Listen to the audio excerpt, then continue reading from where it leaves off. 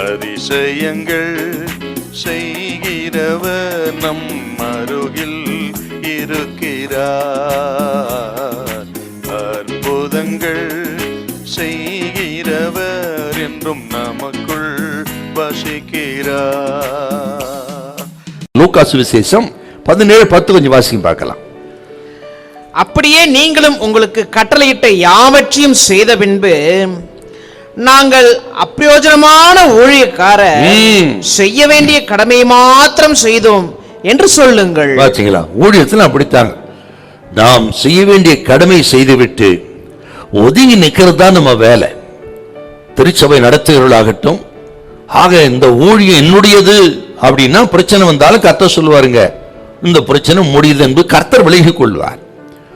ஆக புகழாகட்டும், பிரச்சனையாக எதுவா இருக்கட்டுங்க, எல்லாம் ஆண்டவர் கருத்தில் விட்டு விட்டு அப்பிரயோஜனமான ஊழியக்கார என் கடமை மாத்த செய்தேன்னு சொல்லுங்க. ஊழியம் கர்த்தருடையது, எல்லாவற்றையும் கர்த்தர் பார்த்துக் கொள்வார். பிரச்சனை வந்தாலும் கர்த்தர் பார்த்துக் கொள்வார், தேவை வந்தாலும் கர்த்தர் பார்த்துக் கொள்வார். இன்றைக்கு கர்த்தர் பார்த்துக் கொள்ளாத காரணம் எல்லாம் எனக்கு என்னுடையது என்று நாம் எடுத்துக் கொள்வதில் தான். ஆகவே யாரிடத்திலும் அதிகம் எதிர்பாராதிருங்கள், அதிக நன்றி எதிர்பார்க்காதீங்க. செய்ய வேண்டிய கடமை செய்துவிட்டு கர்த்தருக்கு காத்திருங்கள், காரியம் ஜெயமா இருக்க. இன்னொரு வார்த்தை உங்களுக்கு சொல்லணும், நான் என்னன்னா, எதை எதிர்பார்க்காதீங்கன்னு சொன்னேன், சில விஷயங்களை எதிர்பார்த்தே இருக்க வேண்டும். என்னன்னா, சோதனைகள் என்பது வரத்தான் செய்யும். சோதனைகள் தேவன் அனுமதிக்கிறார். ஆகவே சில சோதனைகள் நம்ம எதிர்பார்த்து தான் இருக்கணுங்க. சிலருக்கு குறைவா இருக்கும், சிலருக்கு அதிகமா இருக்கும். ஆனால் ஒன்று மட்டும் நிச்சயங்க, கர்த்தருக்காக நீங்க சோதனையை சகித்தால் நீங்கள் பாக்கியவான்களாய் இருப்பீர்கள். ஆண்டோட சோதனை முடிவு எப்பொழுதும் அது மகிழ்ச்சியாக இருக்கும், மகிமையாக இருக்கும்.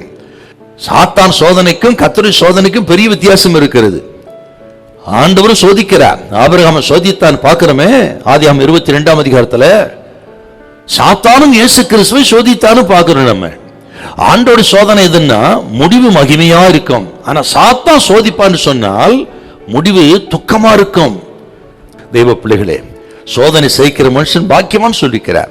இதெல்லாம் குடும்ப வாழ்க்கையில் இருக்கக்கூடியதுதான். அது சகித்து நீங்கள் கர்த்தரை சார்ந்து கொள்ளுங்கள். சோதனையின் முடிவு மகிமையா இருக்கும். சீக்கிரத்தில் நிச்சயமாகவே முடிவு உண்டு. உன் நம்பிக்கை வீண் போகாது. ஹல்லேலூயா, ஹல்லேலூயா.